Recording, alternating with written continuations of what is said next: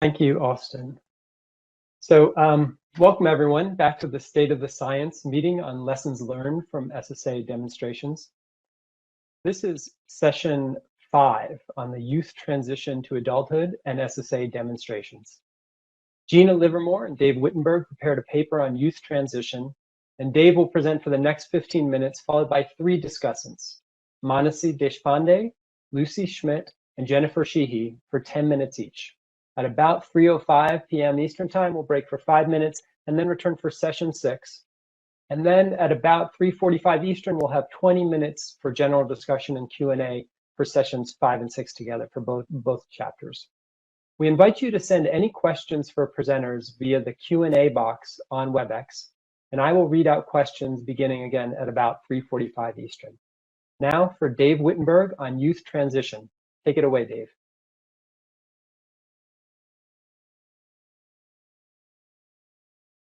More in youth transition, and Gina is currently leading the largest SSA youth transition demonstration project called Promise, which I'll cover later in the presentation.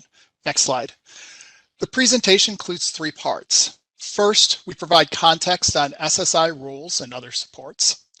Next, we summarize lessons from SSA and other interventions for youth.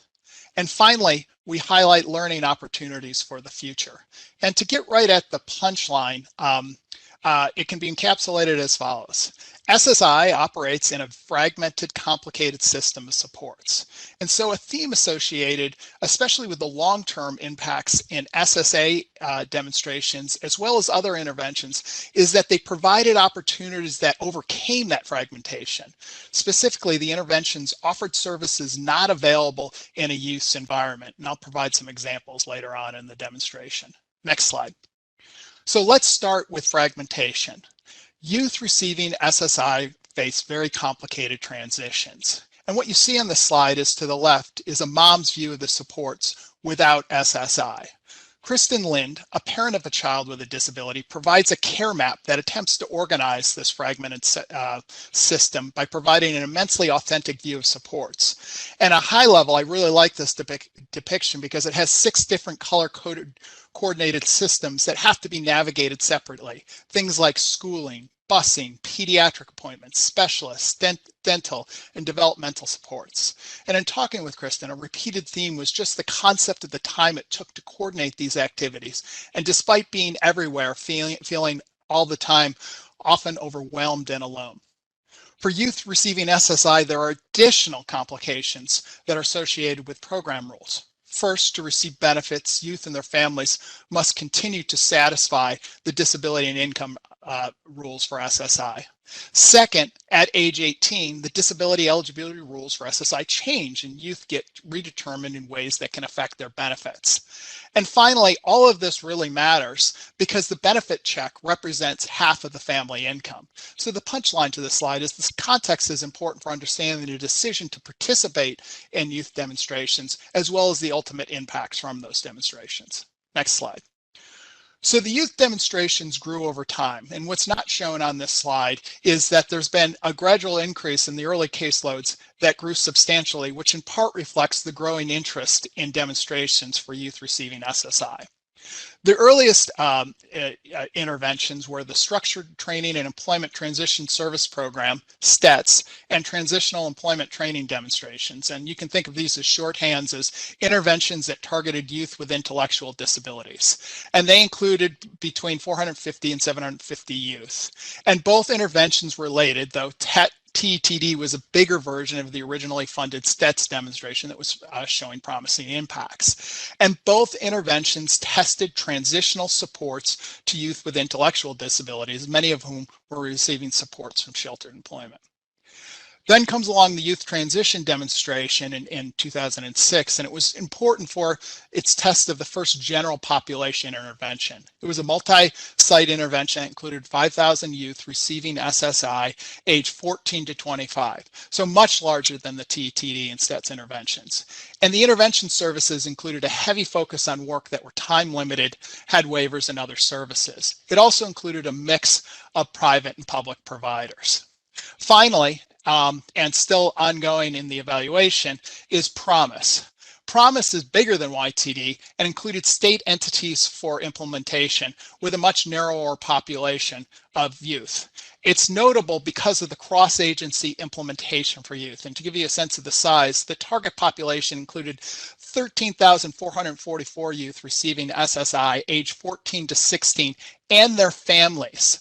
The interventions included family services and youth supports. So in summary, the takeaway here is the SSA demonstrations have evolved in both scope and service provision, as well as in service providers. Next slide. So what are the findings?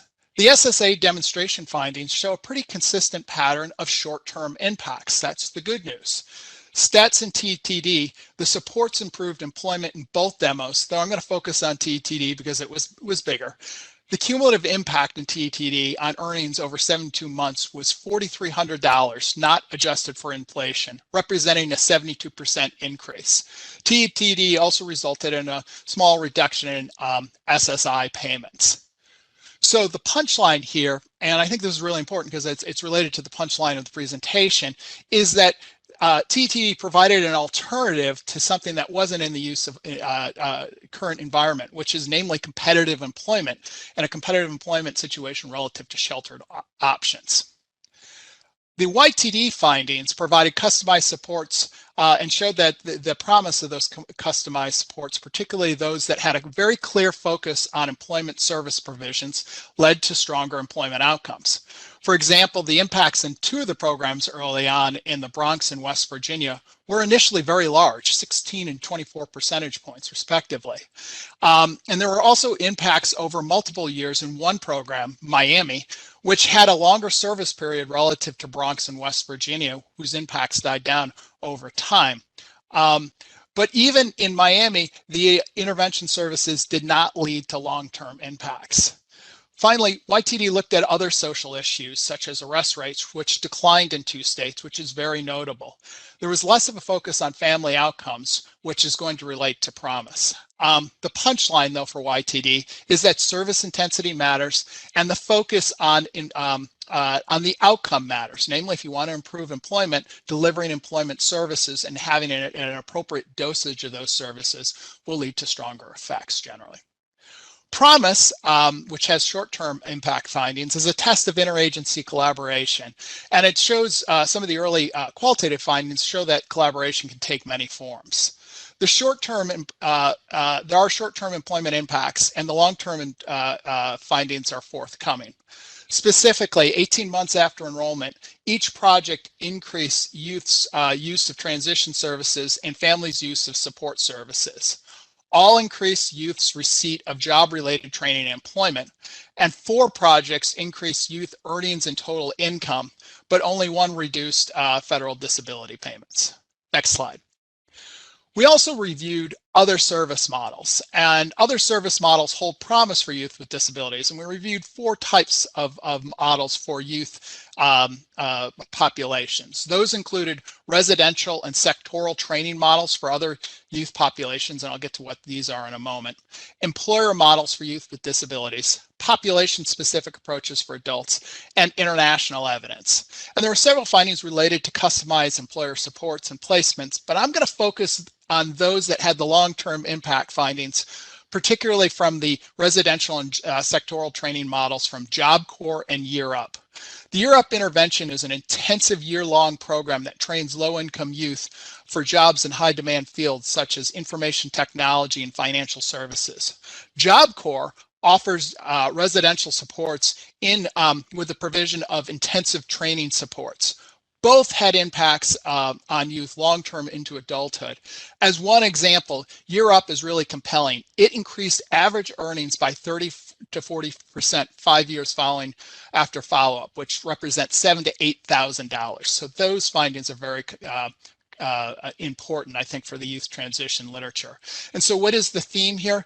Intensive supports that offer youth services not in their environment have potential for longer term outcomes. They're not cheap, but they have long-term potential for improving adult outcomes. Next slide. Policy lessons. Next slide. So what did we learn about policy and interventions here? 5 findings from the demonstration. First, for design, youth services needs differ from those of adults. And perhaps obvious, but there's a need to support the youth and their family, and thinking back to the care map shown at the beginning. In terms of recruitment, one positive is that participation rates in demonstrations such as YTD and Promise were much higher than their predecessors. And a big factor of that was local staff and programmatic incentives enhanced enrollments. In short, these local presences built authenticity to the program to entice youth to participate. In terms of short-term outcomes, intensive services generate larger impacts shown in YTD. Long-term outcomes, the long-term impacts through expansion in training and employment opportunities that address systematic gaps such as TDE and STATs. And finally, if we're looking at interagency collaboration, some of the early findings from Promise and the qualitative findings indicated that if you're going to set up these agreements, you want them to be backed by contracts, and ideally funding will help them go smoother. So how are the findings translated from research to policy? So there are more modest effects, as they didn't lead to programmatic change, but they did lead to some changes in related services. And first, for SSA programs, there was a push through benefits counseling to support youth and families. One readily observable example is the Red Book has separate sections to help youth and their families plan a transition to adulthood. Second, the findings inform cross-agency approaches to service provisions. The YTD findings especially included an emphasis on customized supports, which informed the Work Incentives Opportunity Act implementation and several ensuing policy proposals, including some that were discussed last week at Department of Labor's SSI Youth Solutions initiatives. So next slide, the suggestions for future learning. What opportunities these demos provide for future interventions? And here we had 2 categories of ideas for considerations going forward. First is to build from existing resources. Referrals to models with strong evidence, Europe and Job Corps, are sort of low-hanging fruit. So these are compelling models that change the environment, and possible referrals to these models are one option to leverage existing resources. Another sort of lesson of using existing resources is that SSA data usage with other public and private agencies. And this has been emphasized throughout the course of several presentations today, that namely one of SSA's strengths is its ability to access and securely store historical program and earnings data. And an area for future consideration is how best to leverage and document those areas where SSA has helped develop data sharing agreements. And related, SSA has created data exchanges for operational purposes with several states. And these exchanges are notable because they might already include linkages across systems. For the second grouping of interventions and outcome focus, there's been a strong focus on employment and program participation. So 2 ideas for future focal points that affect participation and outcomes are, first, thinking about ways to improve family outcomes, sort of similar to Promise. And second, enhancing the understanding of the role of identity, especially diversity, equity, and inclusion, given there is limited understanding of how race, ethnicity, and sexual orientation influence outcomes in these interventions. Next slide. More broadly, what can we do for bigger reform efforts beyond interventions? We heard a lot about intervention services, but not about changes in program rules.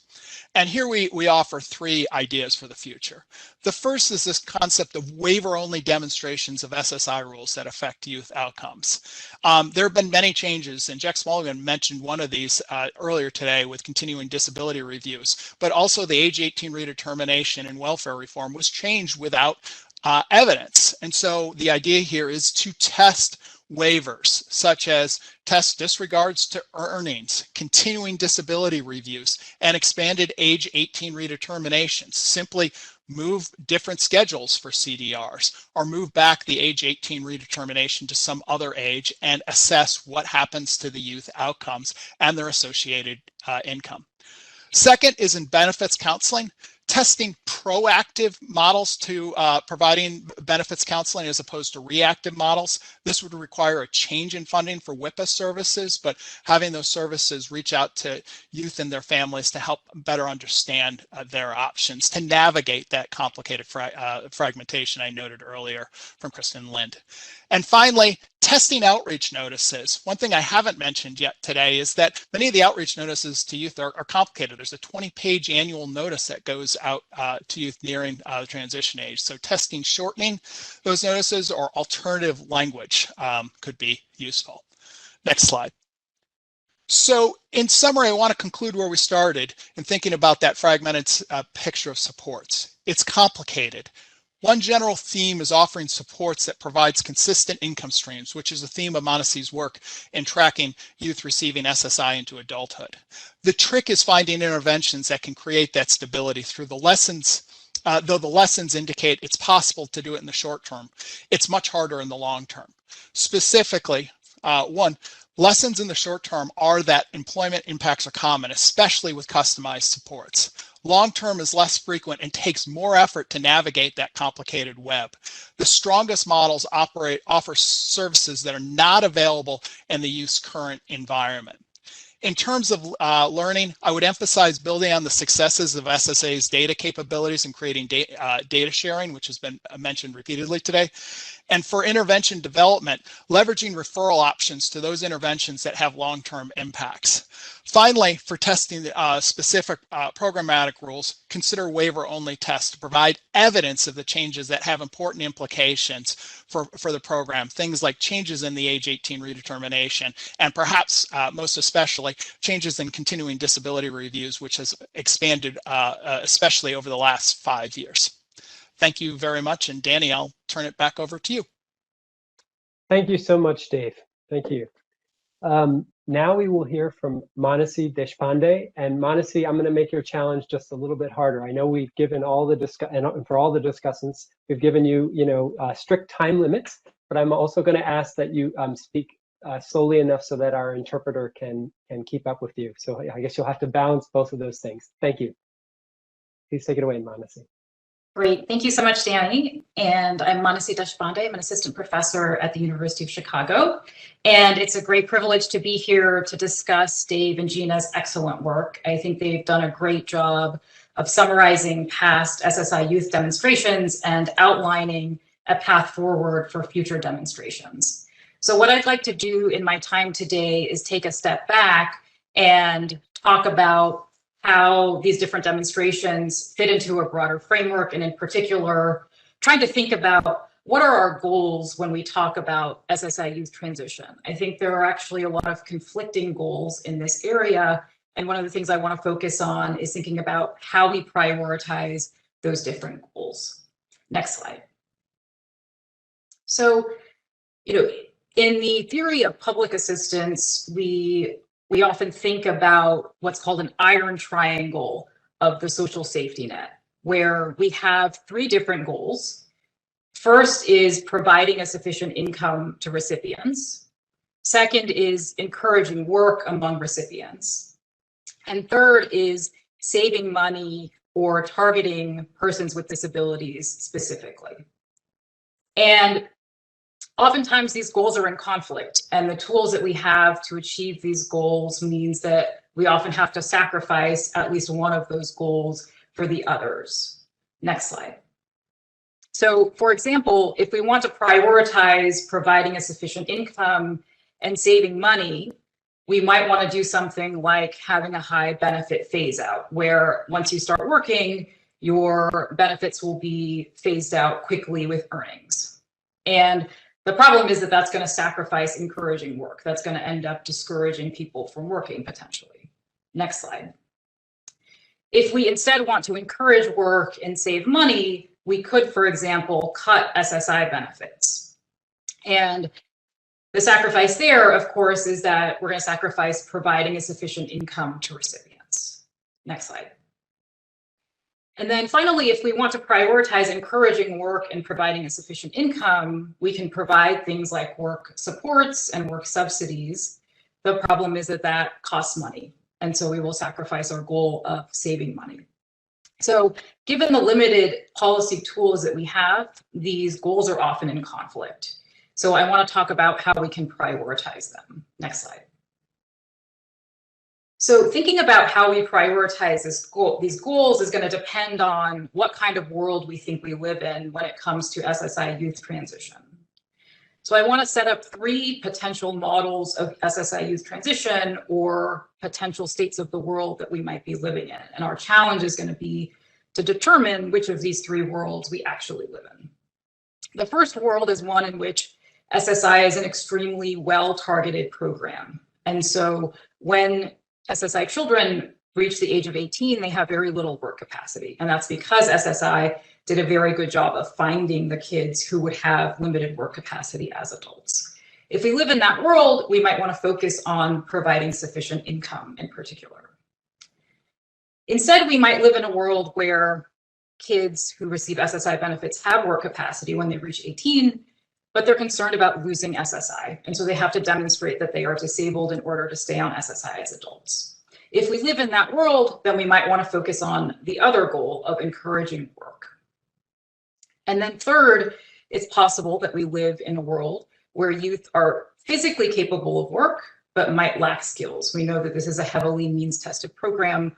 A lot of these children live in poverty, and so they might not have the skills to enter the labor market. In that case, we might want to focus on building skills.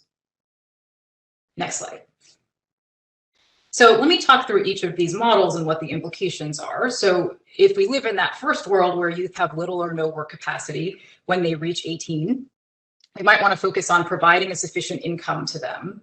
And in particular, that would suggest keeping more of these children on SSI as adults.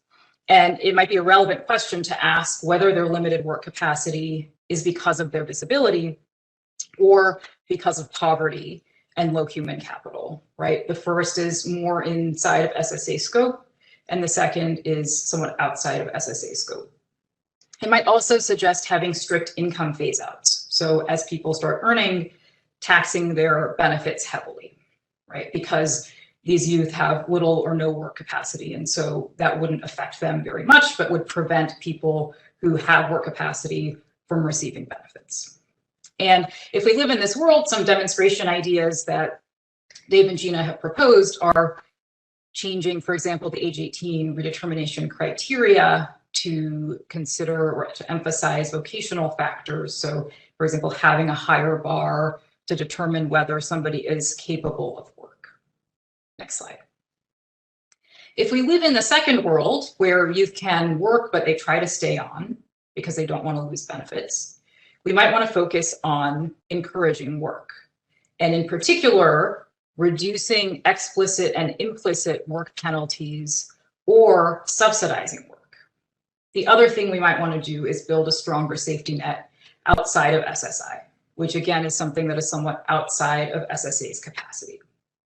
If we live in this world, some demonstration projects that would be useful are first raising SGA to reduce disincentives to work, or including in someone's assessment of whether they can perform SGA an assessment of skills. So not just health, but also do they have the human capital to perform in the labor market. I found in my research that the vast majority of children who are deemed capable of substantial gainful activity, very, very few of them are actually earning at SGA levels as adults.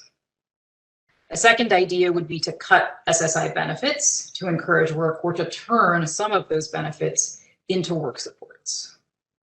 And then finally, this is not an idea for a demonstration, but there might be natural experiments that get to this point about a stronger safety net outside of SSI. In particular, that the child tax credit was recently expanded, and that might provide some evidence about what happens when we make the safety net outside of SSI more generous. And that means that losing SSI has fewer dire consequences, right? And so that might reduce disincentives to work and leave SSI. Similarly, recent Medicaid expansions might provide similar evidence on what happens if we build a stronger safety net outside of SSI. That again, losing SSI is less dire, and so youth might be more willing to work. Next slide. And then finally, I want to talk about what happens if we live in that third world where youth are physically capable of work, but lack the skills to enter the labor market successfully. And this would suggest if we live in this world, that would suggest that we need to focus on building skills early in life to encourage work later in life. And in particular, that suggests much earlier intervention than previous demonstrations. So previous SSI youth demonstrations have generally focused on adolescence, and that might just be too late in life to build key skills that children need to enter the labor market as adults. So if we live in this world, some demonstration ideas include, for example, eliminating child continuing disability reviews. If we think child continuing disability reviews discourage parents and families from investing in their child's education. Another idea is sponsoring skill building programs like literacy and intensive tutoring that have found through rigorous randomized control trials to have benefits for low income youth. And finally, we might want to provide information to families to help them develop realistic expectations about whether their children are going to receive SSI as adults. I'm working on an intervention right now with Rebecca Dizon-Ross on answering exactly this question about what happens if we give families information about the likelihood that their children will lose eligibility in adulthood. Do they make more education investments? Next slide. Okay, so the last slide I want to talk about is, of course, big question is which of these models is correct? Which of these worlds do we actually live in? And in my work, I found that there's substantial heterogeneity in the outcomes of these children. The vast majority of these children who were removed because they're deemed capable of SGA don't actually come close to earning SGA in adulthood. And that would suggest either model 1 or 3. There are about 10% of these youth who earn at SGA levels, which would suggest model 2 for them. But it's hard to predict based on SSA characteristics who that 10% is going to be. So I think we need a lot more work to determine which of these worlds we live in. That will then help us decide which of these goals should we prioritize. And then that in turn will help us decide which of these demonstration projects will have the highest return. Thanks very much. Thank you so much, Manasi. We will now hear comments from Lucy Schmidt. Great, thank you so much for having me. There we go. Thank you so much for having me. I'm Lucy Schmidt. I am a professor of economics at Williams College. Next slide, please. So I will not, in the interest of time, spend any time summarizing the paper. What I will say is that the work that Dave and Gina have done here is really terrific. So they provide a really good overview of the issues facing youth on SSI and the transition, as well as the lessons that we've learned from the demonstrations. Next slide, please. So the primary lessons, the lessons that spoke the most to me are threefold. So the first, and this is, I think, a theme from other demonstrations that we've heard about today, is that it's easier to increase employment than to increase earnings or to reduce benefit receipt. The second is that services and supports are important, and more intensive service of longer duration seems to have larger effects.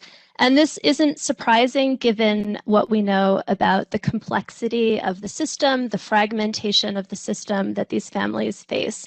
We know that SSA doesn't directly refer children on SSI to some of these services for which they're eligible. We know from evidence that there is a lot of missing information for families in terms of what they need to do to reach these supports and to stay on the program. The third is that kids are different. So children on SSI have different support and service needs than adults. And I think this is really important. It reminded me of the terrific history of the SSI program written by Berkowitz and DeWitt, where they talk about how the child component of SSI was slipped in to the legislation, that it wasn't it was almost an afterthought in terms of thinking about how to provide these benefits for families with children with disabilities. And Dave and Gina do a really great job laying out why this is true, right? For kids, we think that the development of cognitive and non-cognitive skills is important. We think that parental investments are particularly important. And both of those things, the development of skills as well as the parental investments, are likely to be affected by benefit receipt and by program rules. Next slide, please. So what I wanted to do was spend just a little bit of time putting the situation of SSI child families in the context of the broader landscape facing low-income families in the US. One of the things I really loved from Dave's presentation was the care map, so showing the complex web that it takes for a parent of a child with disabilities to navigate the different supports that are necessary. We could think of there being a similar care map for low-income families in the US with children without disabilities. And we have this increasing awareness of the challenges and hardships that are faced by those families. And I'll just point out a few pieces of this. So we know that scarcity affects cognitive function. We have recent evidence that suggests that low-income families spend much more time waiting for the things that they need than other families. We have an emerging literature on administrative burdens faced by low-income families. So the terrific book by Pam Hurd and Don Moynihan on this really lays out the ways in which our social safety net makes it difficult for people to access resources. There are learning costs in terms of figuring out what kinds of resources are available. There are compliance costs in terms of making sure that families jump through the necessary hoops to stay on the program. There are psychological costs that are associated with this. And one point that they make that I think is particularly important here is that these administrative burdens are constructed by program design. We might not intend for our programs to create these administrative burdens for low-income families, but the way that we have designed the program really creates those burdens. So if you think about the care map for families with disabilities, the care map for low-income families, the families that have children on SSI are kind of at the intersection of that. They're dealing with both sets of complex things that they're trying to navigate. Next slide, please. So I think two big picture questions here are, to what extent should SSA be trying to reduce these burdens for families of child recipients? And the flip side of that is, to what extent is the success of SSI youth demonstrations dependent on our ability to do so? And I think this is where some of the results from the demonstration projects are particularly important and exciting. So the idea that comprehensive family case management matters. That's a way by which we can reduce the administrative burden faced by these families. One of the things from Promise that seems particularly important are the collaborations with other state agencies. Dave mentioned the idea of using SSA data in conjunction with other organizations. Again, all of these things would reduce the administrative burdens that are faced by these families that are navigating this complex system. Next slide, please. Finally, I wanted to step back and think about our goals for children on SSI. In the introduction chapter, Austin and Jeff do a really nice job talking about what should the goals be from these demonstrations. Are we trying to increase employment? Are we trying to reduce benefit receipt? Are we trying to improve well-being? And I think when we're thinking about children on SSI, we want to step back even one level further. So if we think strictly about the youth transition, we want to know, well, what would a successful transition to adulthood look like in terms of education, employment, and earnings? But given that we're thinking about children and they have these different needs in terms of skill development, we might want to think about whether there are other outcomes we should be targeting. Cognitive and non-cognitive skill development seems like a potentially important set of outcomes.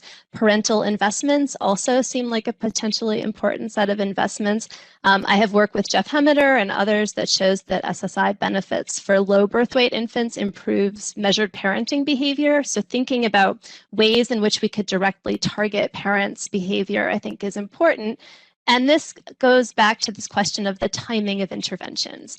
If what we're really thinking about are employment outcomes, then the timing of the demonstrations that have been done so far makes perfect sense. But as Manasi pointed out, if what we're trying to think about are these skills and how these children with disabilities and low-income families develop skills, maybe the timing of intervention should happen sooner. And some of the things I was most excited to read about in this chapter were interventions that are happening earlier, work by Manasi, work by the Department of Labor, really trying to target younger children to sort of help those families well in advance of the youth transition. Thank you. Thank you, Lucy. We will now hear from Jennifer Sheehy. Take it away, Jennifer. Thank you, Danny, and really wonderful to be here again with you. We're very appreciative of the Social Security Administration, our wonderful partner, and to APT for managing this and for the research that you've done that we learn from and use in our work. And I also, of course, want to thank Dave and Gina. We worked with you for many years on the important transition of youth with disabilities, and your excellent paper summarizes these demonstrations and offers policy considerations and demonstration considerations that no doubt we will be discussing with our federal partners for the policies that we can implement and suggest going forward to help people, all people with disabilities, but youth in particular. Next slide, please. So as we look at the next investments in research, we also have to consider policy levers now that can help young people with disabilities. And so it's, you know, kind of flying the plane while you're also fixing the plane. But some of the interventions and key takeaways from the research you presented are particularly important to us going forward for the policy considerations. So number one, placing a strong emphasis on employment services and really job placement and success in jobs, but those could be apprenticeships, pre-apprenticeships, dual services in education and work, so work-based learning and others. Second, providing customized supports for youth, and we've talked about that. We're particularly interested, of course, in the holistic approach to providing employment for youth and programs like Job Corps and the benefit, the potential benefit for young people with disabilities that offers all of those other wraparound services, as we call them. And then third, focusing on the family. So what are some of the policies that will help the family as a unit, because families are critical influencers and supports for youth with disabilities and vice versa. Next slide, please. So some of the key challenges and opportunities that have been mentioned are still integral in our environment today. One is the systems are disparate. We are working really, really hard to connect those systems, services, programs, and agencies, but they are still fragmented. So we need to address that. Some of the families in the research that you've presented and in our experience had difficulty accessing the services and were difficult to sometimes have difficulty engaging for different reasons, for the burden, as some people talked about, or for trust issues with federal government and or for outside parties when they were interacting. And then their expectations for safety and health of their children. And then third, how do we structure programs and systems to make sure everyone has access to the best practices that have shown to be effective? Next slide, please. We have a really unique opportunity right now, and that is America's recovery.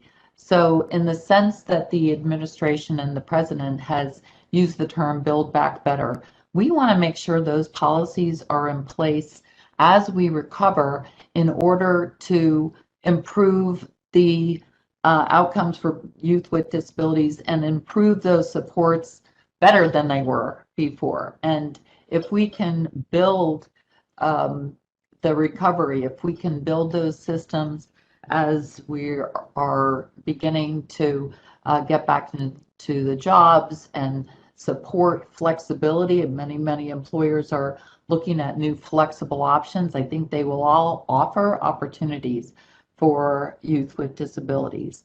And we know that we have many policy opportunities right now with the Workforce Innovation and Opportunity Act, with the American Jobs Plan, and the new money in the American Rescue Plan, HCBS services, for example, that can support employment. Next slide, please. And I want to mention, of course, our SSI Solutions project, which Mathematica is managing right now. 12 new policy ideas that are building on what the other demonstrations and what we've learned from those demonstrations. The policy proposals basically span the gamut. Some involve training and apprenticeship, transition supports, and SSI variations. Some involve case management, which we know is successful and very much needed for the families of young people with disabilities. And then some look at post-secondary education and the employment training curricula. Next slide, please. So what are the implications and opportunities for the future? We want to develop solutions that have a meaningful impact on youth and families. We want to make sure that the programs that are not disability-specific programs are accessible to people with disabilities and that young people can access those. Many of them don't even use the term disability. They don't think of themselves as having disabilities per se. Many, for example, some of the young people that are experiencing mental health conditions or a first psychosis. So we want to make sure that wherever they are, that we can find them, particularly in the pandemic that has offered new interruptions and barriers to young people with disabilities. We want to ensure that all the programs and services, whether they're disability specific or not, that can support employment are going to be accessible to young people with all disabilities. We can contribute to this interagency effort. We're working within DOL and with our secretary to ensure that disability and youth with disability are considered in all labor policy, not just disability policy. We also want to ensure that our disability policy is cognizant and takes into account young people of color and from underrepresented groups, and that those national discussions on race and ethnicity and diversity include disability policy. And with that, I will end and add my thanks again. Thank you very much, Jennifer. We'll now take a short break and be back for the next session at 10 minutes after the hour. So see you all in just a few minutes. Thank you.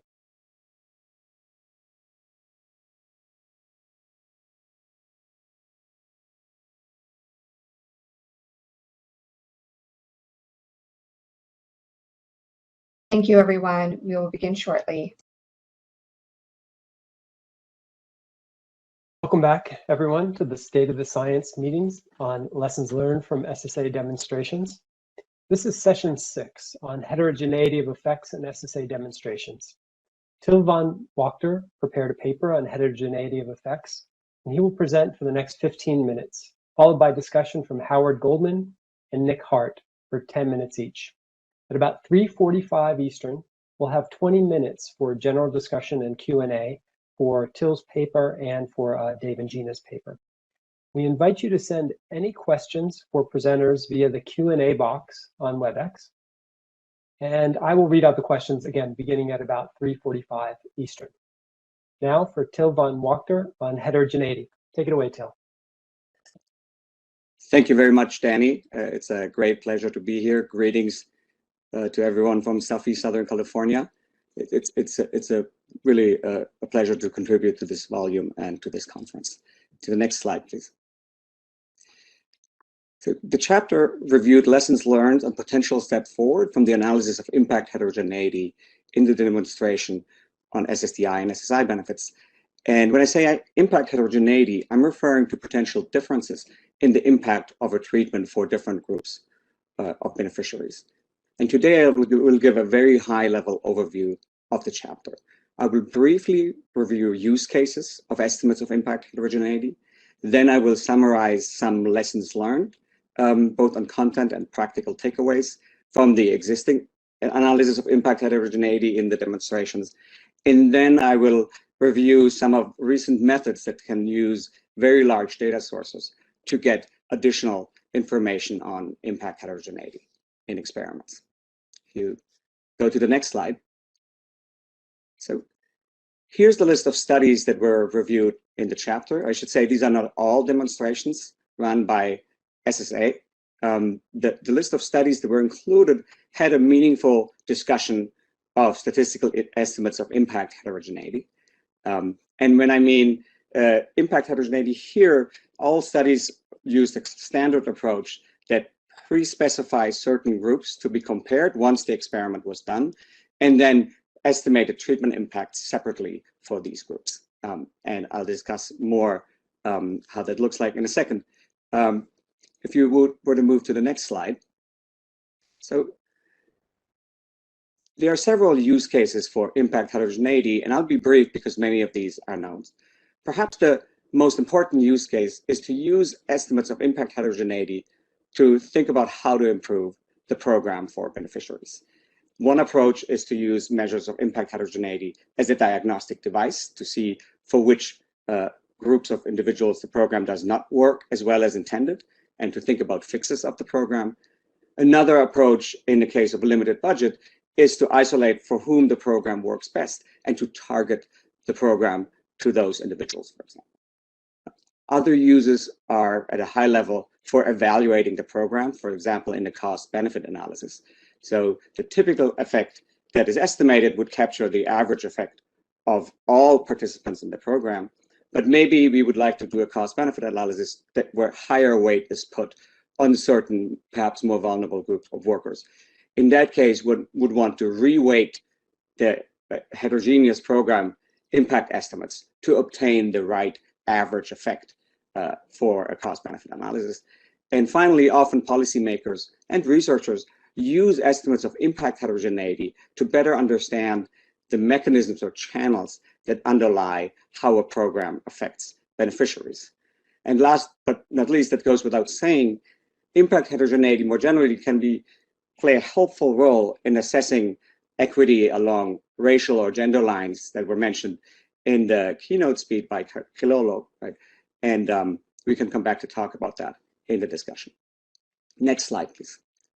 I don't have time to talk about it, and Robert, Kathleen, and Hillary mentioned this, but there's certainly estimates of employment potential out there from non-experimental studies. And typically those estimates imply low employment potential, but there are differences across groups that are predictable.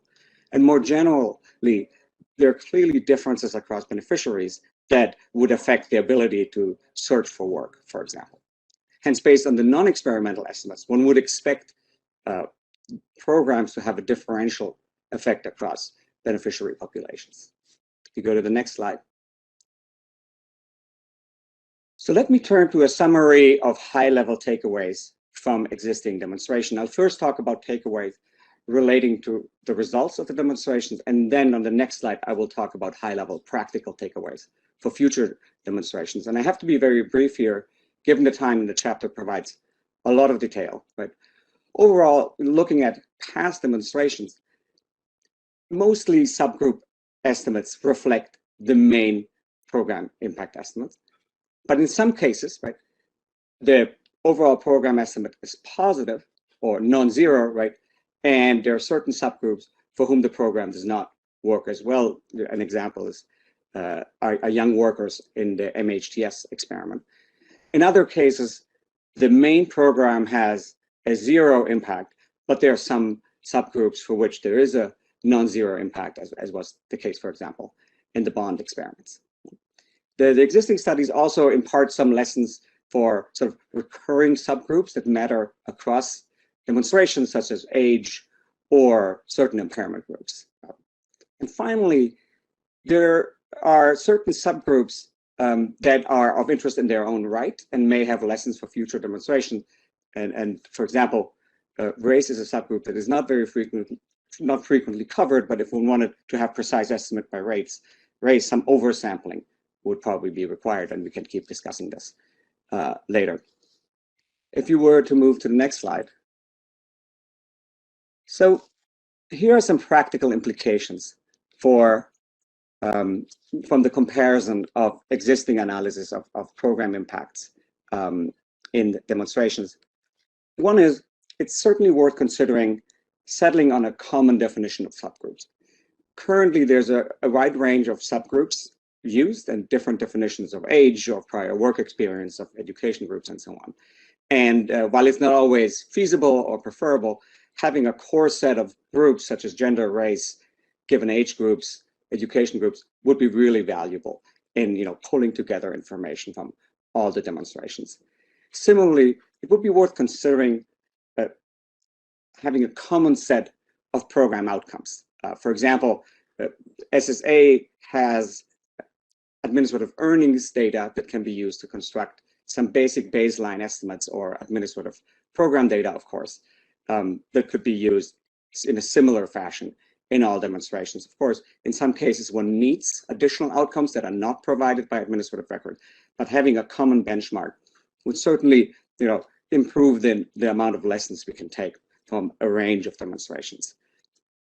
Finally, it's worth considering a common blueprint for the reporting of statistical results.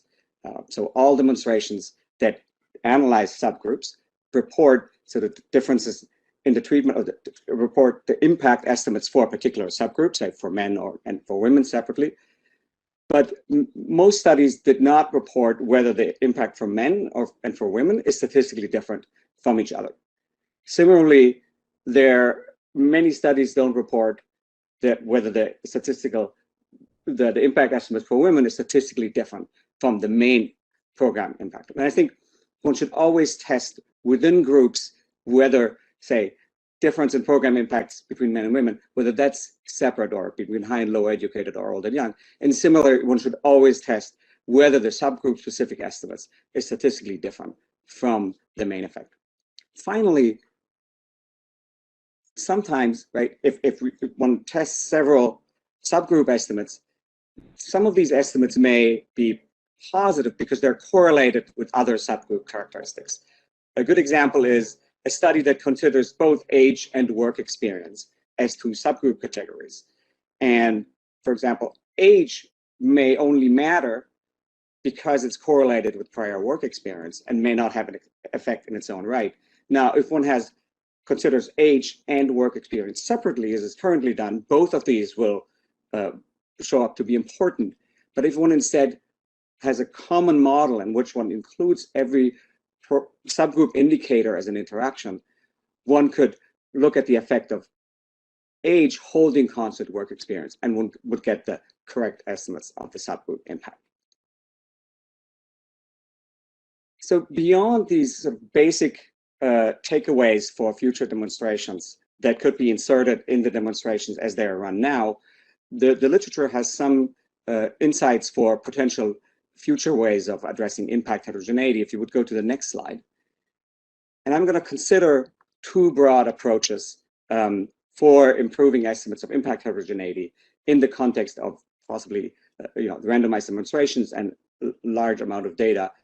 And the first is in this slide, and the second set of approaches will be in the next slide.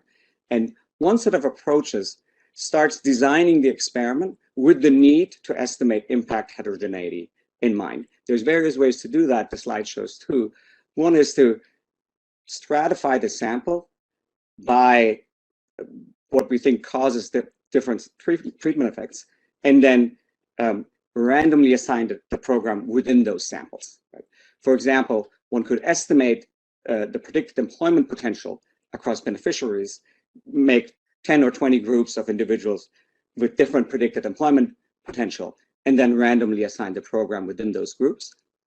And to make sure that one has the same statistical power to isolate heterogeneous treatment effect, one would oversample those groups that have a low predicted treatment effect. And this guarantees that one gets a valid estimate for each of these different groups with individuals who have different predicted employment potential. And one could use other ways of stratifying the sample in a meaningful way. Another approach is to add a second treatment that can help estimate impact heterogeneity. For example, we know that imperfect program take-up can be an issue, and so we could devise a second treatment that provides individuals with subsidies for transportation to a training provider.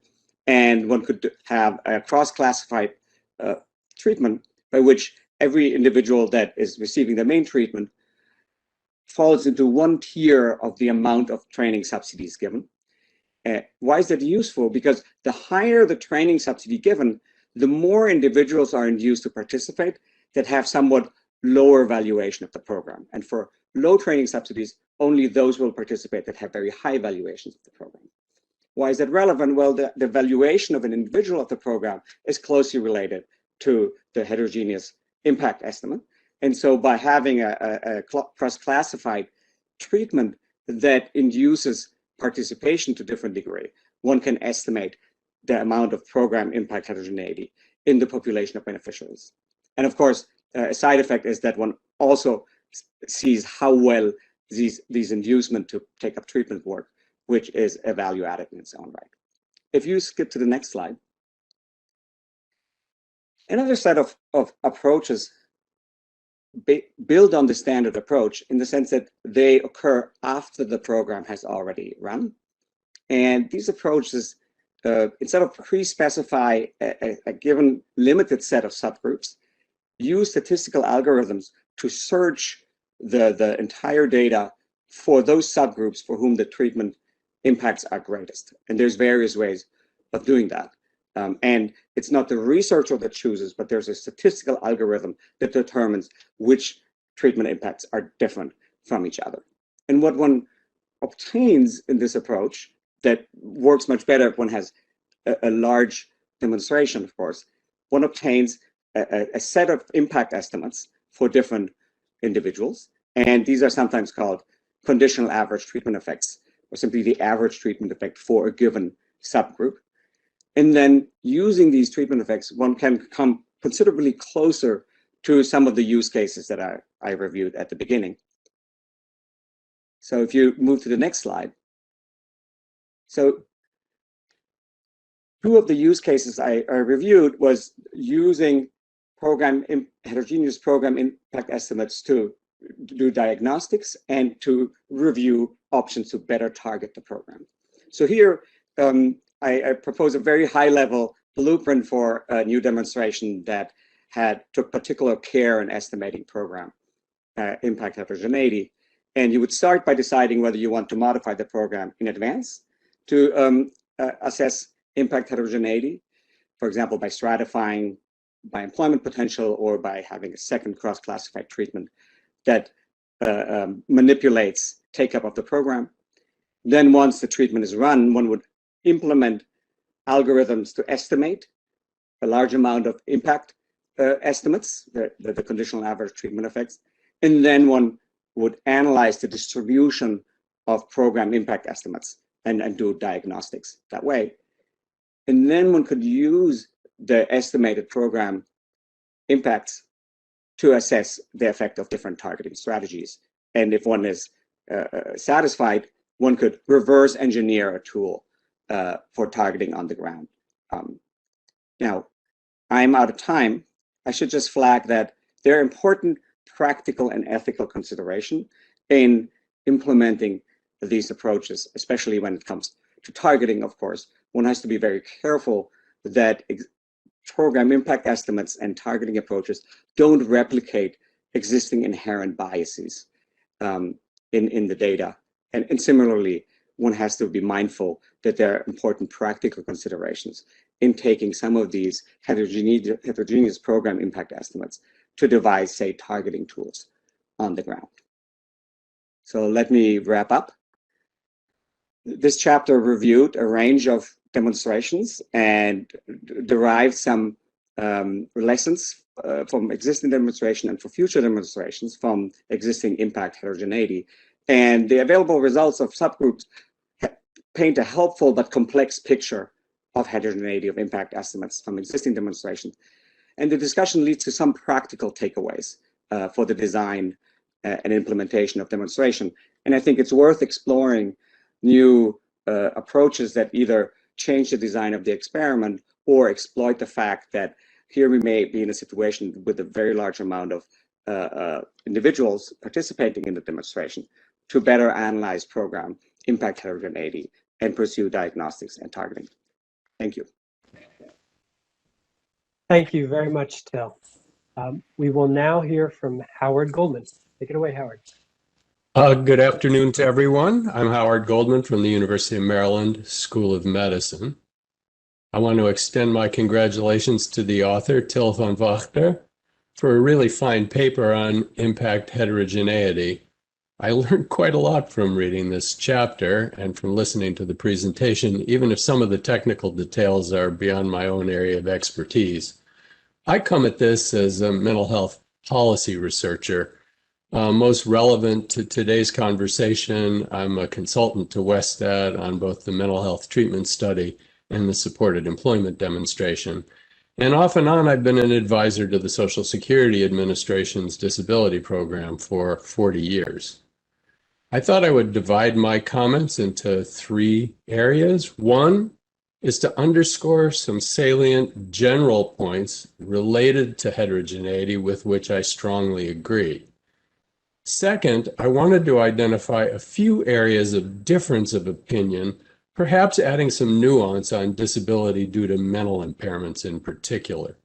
And 3, I thought I would focus on a few of the policy issues pertaining particularly to disability due to mental impairments. And some of these will echo comments that it turns out have already come up in prior discussion, particularly focusing on the mental health treatment study. In the first area of points to emphasize, the chapter says insights on variations in effects of treatment are key to designing interventions to focus interventions in the future. I thought this was a very important observation. Recognizing the heterogeneity of outcomes and targeting is a key to efficiency in the design of demonstration programs or programs that are implemented more broadly after their effectiveness has been demonstrated, both in terms of recruitment and in the design of the interventions themselves. It's very true that no one size fits all, but the mental health field has benefited from learning about successful interventions from one group and then applying them to another. Examples are supported employment, developed in the intellectual limitations and disabilities area, and they've been extended to mental health and ultimately to substance use disorder treatment.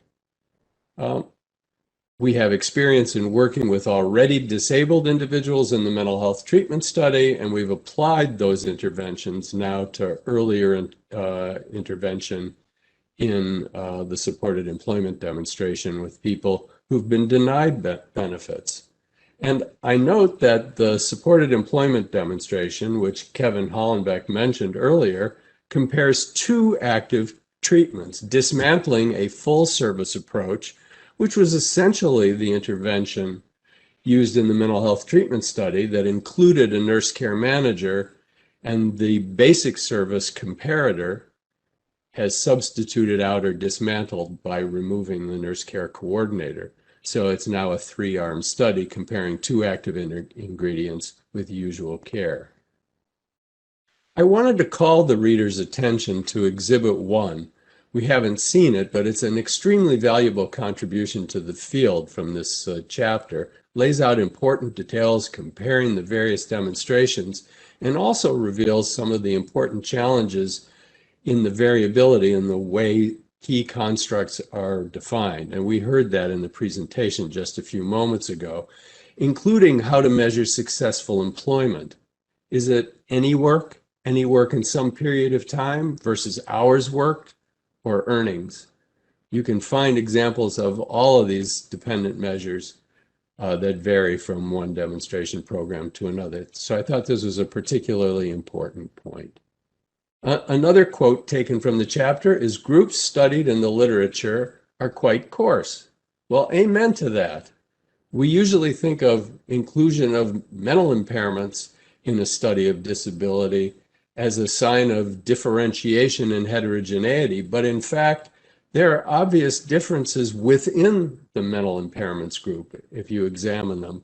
There's a big difference between a young person with developmental disabilities and a similarly aged individual with schizophrenia. And there are differences among individuals in mid to late life who may have depression or those who have dementia. And this is a very important set of distinctions, important for targeting interventions and for designing the interventions themselves for use in future demonstrations.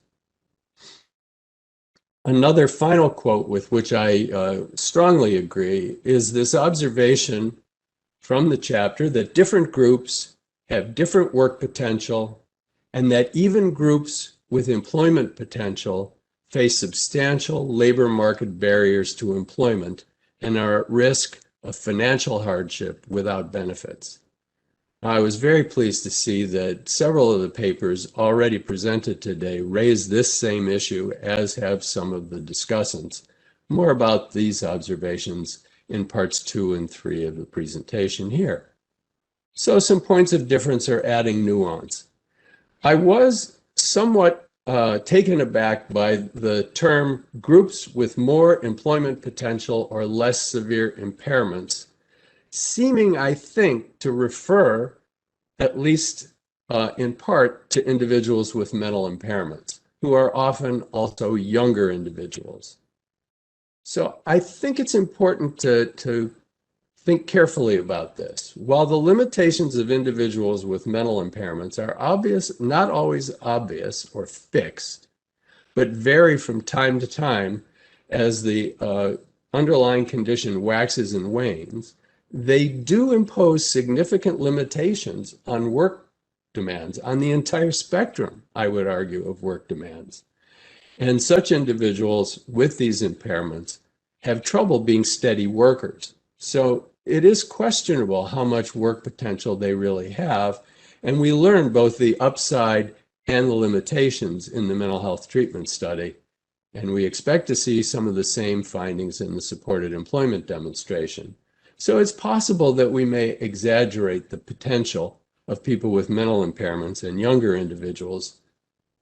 While younger individuals may have more years of potential to recover or find a way to find a working life, the onset of mental disorders early in life is often associated with the most severe of impairments and associated functional limitations. And so it's obvious that that would pose a substantial barrier to work rather than being an obvious sign of work potential for the future. To review a few of the policy lessons from the mental health treatment study, many of these have already been cited. I didn't expect, in fact, to hear so much attention to the mental health treatment study, we learned that individuals who are already disabled on SSDI and SSI, such as those who receive the individualized placement and supported employment intervention and other elements of care in the mental health treatment study, they might succeed at obtaining competitive employment, and they may work somewhat. In fact, as has been pointed out, 61% of them had some competitive employment during the mental health treatment study, but not enough of them have worked enough to leave the roles and accrue savings to the SSA programs. No one in either arm of the mental health treatment study, in fact, worked above 75% of SGA. They do, however, benefit from some additional outcomes. They benefit from social participation and social inclusion. That's also been noted earlier today. And many of them had improved mental health because the intervention was complex and included vocational services as well as health and mental health treatments.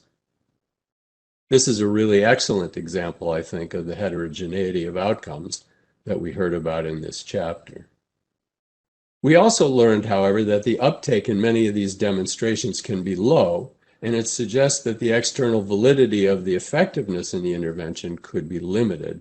Or put more positively, the mental health treatment study, for example, tells us that at least one subgroup with an interest in work and a willingness to participate in a demo and its interventions has some work potential to tap, and that almost 2/3 of such individuals will engage in employment.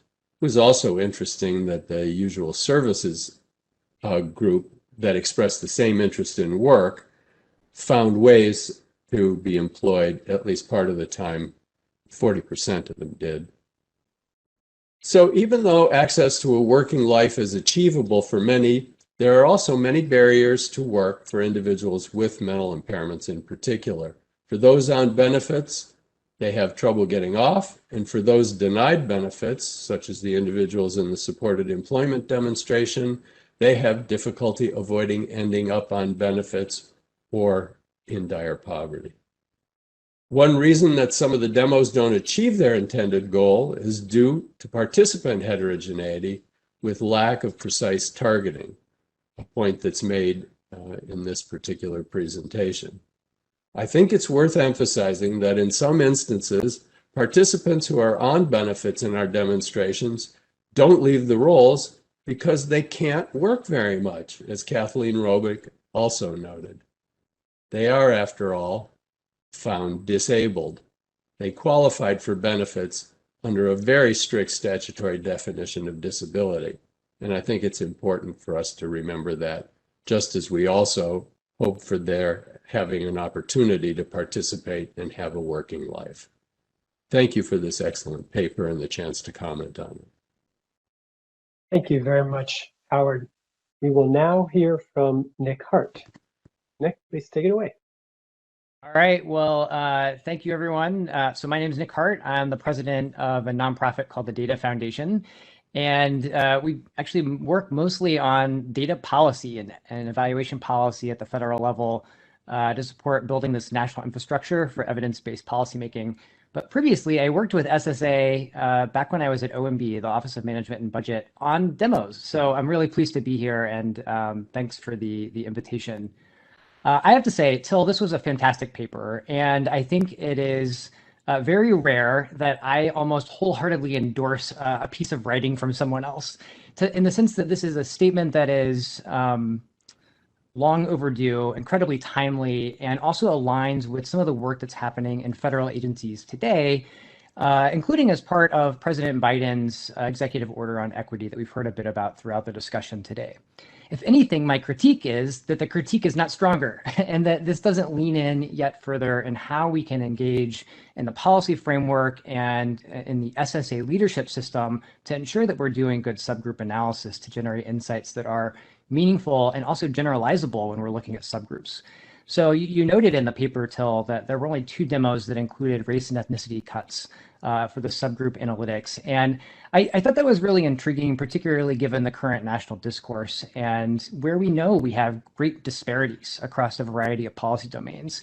This is an area that the American Evaluation Association has actually been calling for many years, that we increase our capabilities around subgroup analytics for evaluations.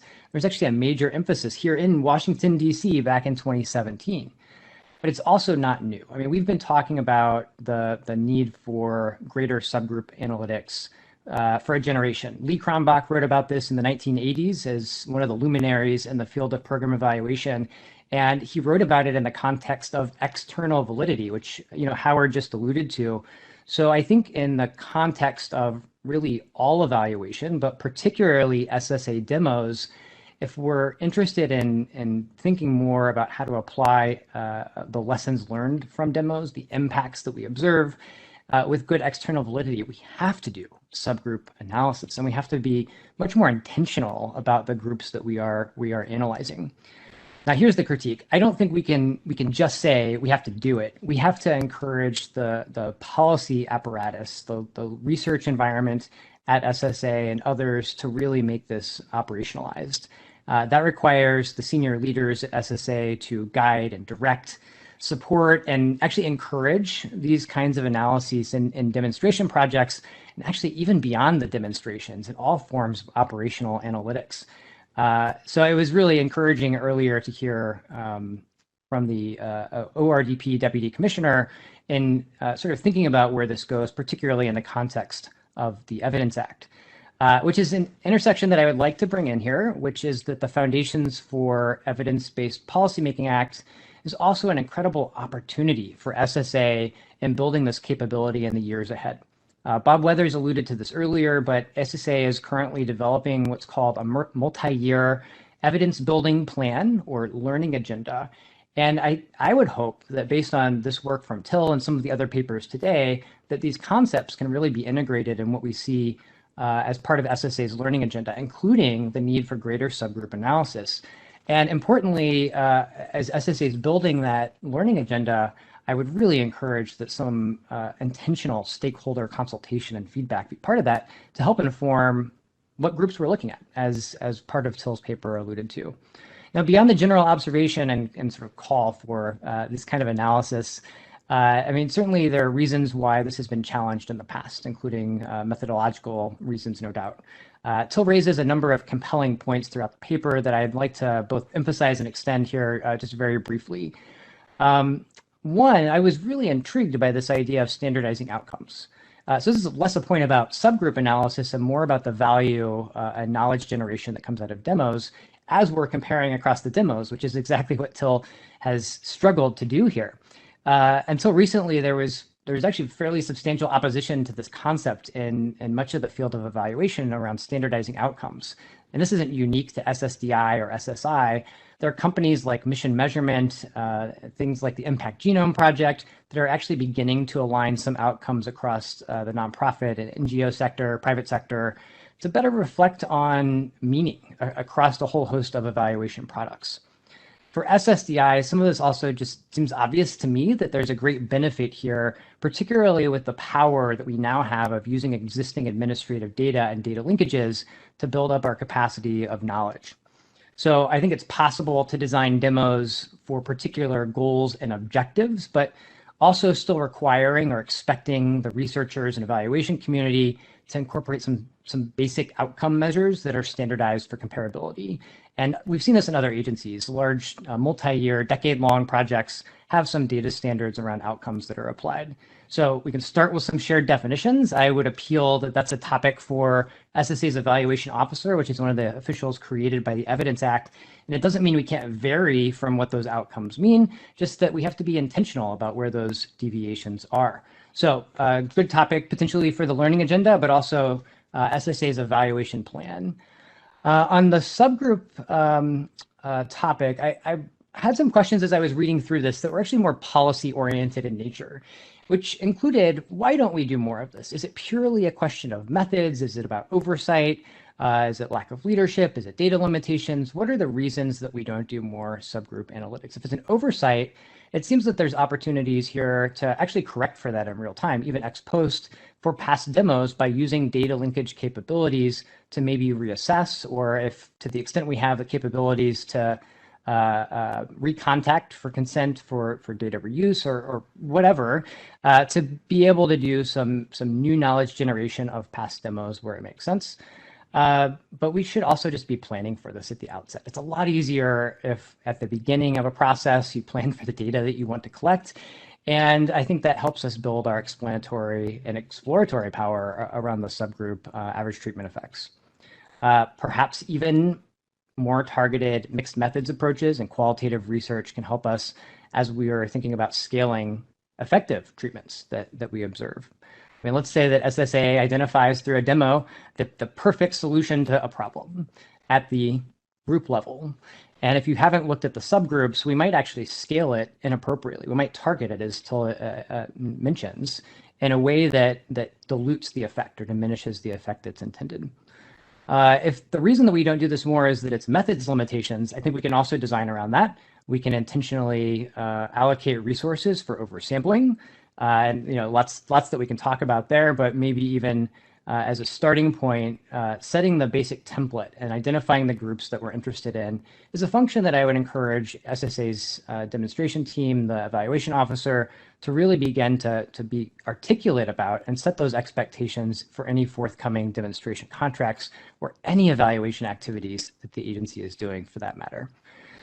Now, if it's an issue of prioritization, I think this is the great benefit of having products like the learning agendas that are required from the Evidence Act, because we can have real collaboration, real engagement, and not merely wait for the Hill to dictate demos or write questions into reallocation bills, but expect that we're talking to the community about what the great needs are and design solutions built around that.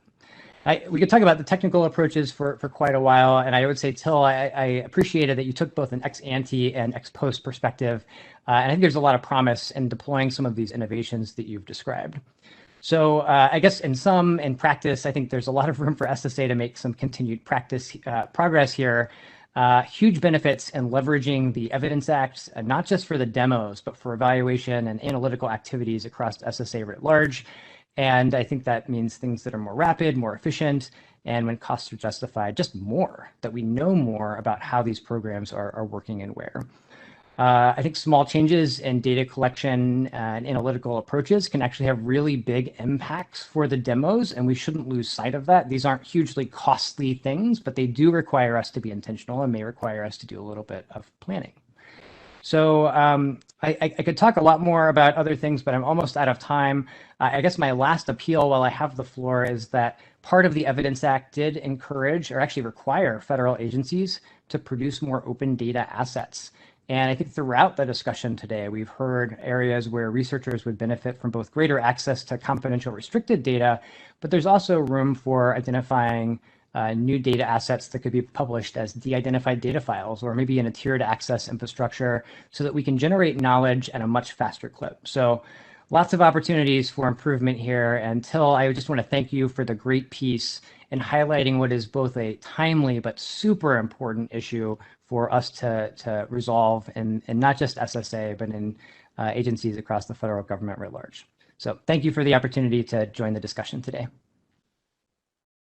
Thank you so much, Nick, and thank you to all the presenters. I'm going to read out some questions now, and I would ask that all the presenters and discussants from the last two papers, please turn on your cameras. I just wanted to start off with asking the paper authors whether they wanted to respond to any of the comments from the discussants. So maybe I'll turn to Dave first. And Dave, are there any comments from the discussants that you'd like to respond to? Yeah, I'm going to try to triangulate them, Danny, and Jennifer, when talking about youth transition, noted focusing on the entire family unit, and Manasi talked about the iron triangle of that youth are facing as they're trying to make this progression to adulthood. And Lucy talked about skills versus timing training. And one of the themes that I'm going to try to tie each of these comments with is a concept that the Promise demonstration is facing, and something that is a repeated theme there, which is that families are often in crisis and when we're delivering those services. And I think that context is important in thinking about not only intervention design, but also programmatic design, because when you're in crisis, one of the things that I think that people want more than anything is clarity. And youth receiving SSI live in ambiguity often. It's not just the age 18 redetermination that is coming at them with an uncertain probability of remaining as an adult. But I think over the past 5 years, there's been something like 1.4 million continuing disability reviews that have been conducted on the youth population. And this actually was preceded by a period where there's very few CDRs. And so this concept of needing clarity in developing intervention approaches and not overthinking it to solve the fragmentation that Kristen Lind had so eloquently described in her care mapping, I think would be one of the themes that I would do to respond to, or at least try to tie together all of the comments from the context of our paper. Thank you very much, Steve. Till, are there comments from the discussants that you wanted to respond to? I'll be very brief. Thank you for the discussion, Howard and Nick. And I should acknowledge, I had the privilege to review a tremendous amount of studies, and I should say, as all of those know that have done these on the ground, this is incredibly hard to do. And the chapter acknowledges very clearly that while there are some opportunities, right, there's no free lunch out there. And some of this has been sort of raised by both discussions. I agree that there's a great opportunity going forward, and both discussions said something very similar. Howard said, we have to have nuance as we think about employment potential, and Nick said we have to be more intentional the way we use and identify subgroups to analyze. And I think that's very important. And I think there's a low-hanging fruit here, in the sense that we could go back and re-examine existing experimental data with some of these newer methods to isolate, but what is the heterogeneity? What has it been, right?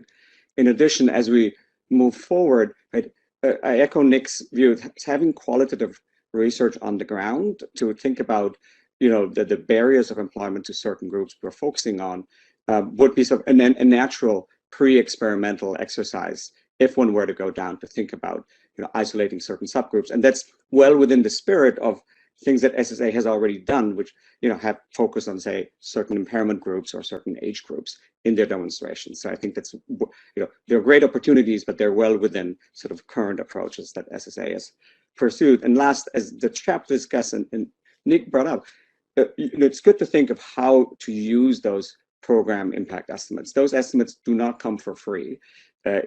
Starting with sample size, and so knowing in advance how one could use them, which groups to focus on, is certainly should be part of the discussion. Thank you. Thanks very much, Till. Okay, I'm gonna tee up another question. This one is for Dave, and there seems to be a difference between youth proposals that have a goal of maintaining access to services and supports, and then those with a goal of independence. Is there really a difference, or are those more similar than one might initially think? Yeah, I think that it leans more towards the former, particularly when you look at interventions like YTD that had waivers that waive certain aspects of the benefit offsets, for example, when you had additional income. So I view many of the intervention outcomes as having primary outcomes on employment and earnings, but there wasn't the direct goal of reducing benefits. As a matter of fact, if you got nerdy and looked into the theoretical predictions of a lot of these models, that you wouldn't find that they would reduce benefit amounts, at least in the short term. The hope would be that it'd be a long term, but that would be an indirect outcome. So I definitely lean much more to the former. Thanks very much. Another question for you, Dave, and for the discussants on your paper, for Manasi and Lucy and Jennifer, if they'd like. Last week, the Department of Labor held 3 panels on their SSI Youth Solutions project, which we heard about. What do you think were the most promising proposals from those, and what would SSA's role be in those proposals? Jennifer, given that this is the DOL and you could pass this back to me, I'm happy to take the first crack at this, but let me see if you want to talk about that one first. I'm definitely not ready to pit our 12 children against each other yet, but so maybe it would be better if you started. I will say that all 12 proposals are worth looking at if anyone has the time and interest. There are some incredible ideas there, and we have been following the papers and the ideas and thinking about them for more than a year. So no doubt in the future, you will see out of the Department of Labor signs that we've incorporated the learnings, and will hopefully work with SSA. SSA has also kept close tabs on these papers, and we will continue. We work very closely with SSA. We have a lot of policy discussions with them ongoing, and no doubt these will be topics coming up very soon. Yeah, let me just take the second half of that question without pitting proposals against each other in the theme of that, which is what is SSA's role here? And SSA's role is kind of like the convener and catalyzer.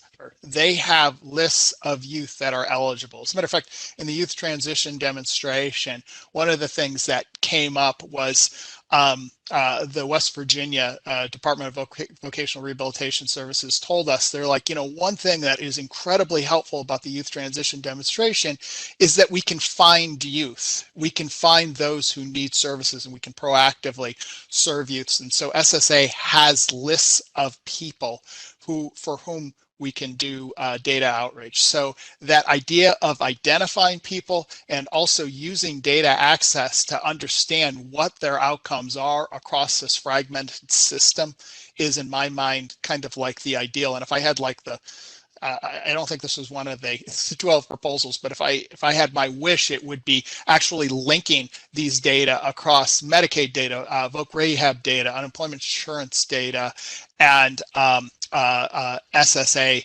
data, so that you could track programmatic outcomes, and you could use SSA earnings to track longer term outcomes. So I hope that is a somewhat satisfying answer without picking one of the top 12. Thank you. Thanks very much, Dave. I wanted to turn back to Till's paper about the choice of which subgroups to go after, and your thoughts on how SSA should go about prioritizing which population subgroups should be the focus of future demonstrations, and without requiring the necessary sample size to explode. That is a very good question.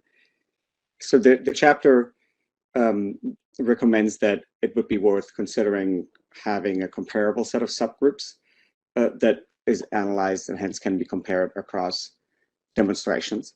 And which of these should be picked, I think, would depend on what SSA thinks it would do with the information. At the same time, I think the idea of thinking carefully, say, in group-specific demonstrations, say demonstration relating to younger beneficiaries or older beneficiaries, how employment barriers vary within those groups, to then be more intentional in how employment about subgroups are picked is a good idea. And the chapter makes suggestions based on statistical approaches, such as estimating employment potential, or thinking about, varying transportation costs to change the program take-up. That can be sort of described well, but you could easily imagine, instead of having, these statistical approaches of tiering participants, to have an approach that's informed about employment barriers on the ground, say from qualitative analysis, right? And I think some of the approaches suggested would not tax the sample sizes, but some do. And so that's what I meant. These approaches will unlikely to be free in the literal sense that, expanding sample sizes costs more, right? They could be extremely valuable, but having that conversation about how these estimates aid the various aims that SSA is pursuing is very valuable and important. Thanks very much. My next question is for Howard, and it's about IPS. And so IPS is focused on individuals with mental impairments. Is there any reason why the basic IPS model can't be used with other individuals who have other impairments? Well, IPS is being tested with groups other than folks with mental illness as a dominant impairment. As I indicated, it's being expanded into people with other behavioral health conditions like substance use disorders, post-traumatic stress disorder. The SED is going to give us an opportunity to learn more about how it works with people with general medical impairments, because as it turns out that the group that was selected for having mental impairments and denied disability have quite a number of comorbidities.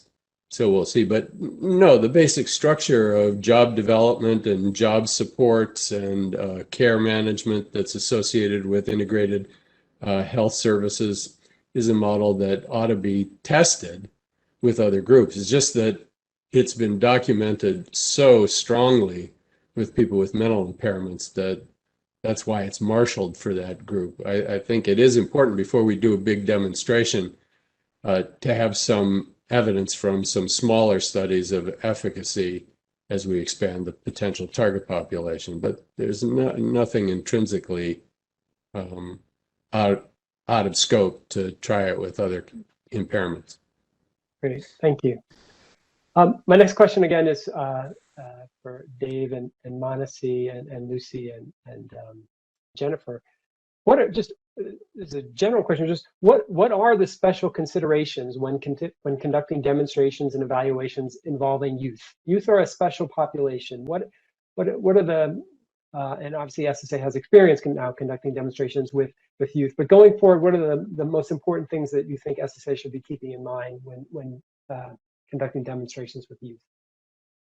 Yeah, I want to make sure I share the stage. So let me see if Manasi or Lucy wants to take first crack at that one. If not, I can certainly do so. One thing I'll just say is that I have learned that kids take a long time to grow up.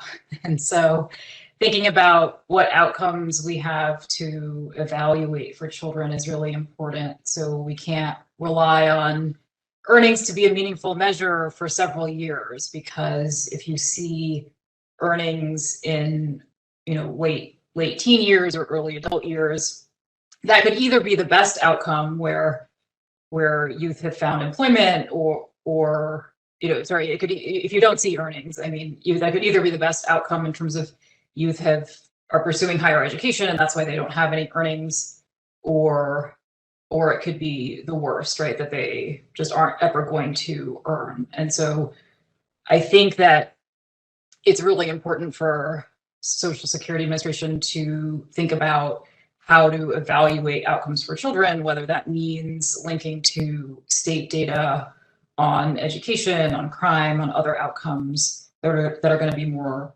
meaningful for children. Thank you. Any other further thoughts? The only thing I would add to that is just that this idea of the linkages is really, really important, right? So to the extent that we can use data from other government agencies, like Manasi said, the educational data in particular, I think would be one way of trying to sort of measure outcomes at those earlier stages that strike me as particularly important for thinking about these children before we have other measurable outcomes. And just to add on to that, Danny, to what Manasi and Lucy said, I think just adding in the role of families and parents in that process, and in not only getting consent, but also the development and asking the question, will short-term interventions really have the impacts we expect, given the point that Manasi made about how long it takes for youth to develop and the roles of families and parents in that process. Thank you. Thank you all very much to all authors and discussants. That's all the time we have for questions at this moment, but we have a record of every question posed, and we'll forward them to the presenters for reference as they revise their remarks for publication. We're now going to take a short break, and we will return at 15 minutes after the hour.